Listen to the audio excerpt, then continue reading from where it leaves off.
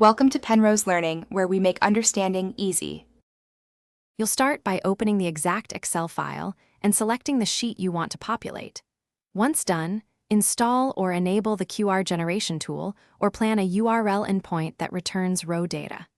Make sure to create a clear field that links records to a QR key, an ID, or unique URL, because you'll use that as the lookup.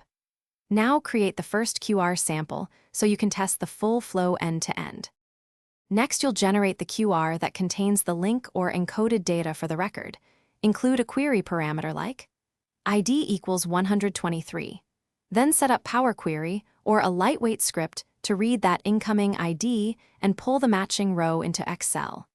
Make sure to map each returned field to the correct column and sanitize input to avoid duplicates. Test by scanning one QR with your phone, and to finish, automate the process. Schedule Power Query refreshes or set the script to run when the file opens so each scan updates the sheet automatically. Once automated, validate with several different QR scans to confirm consistent mapping and no collisions in ID. If something breaks, first check URL encoding and that the parameter name matches your lookup field, then confirm network permissions and that the generator points to the right endpoint. That single troubleshooting check usually resolves most issues.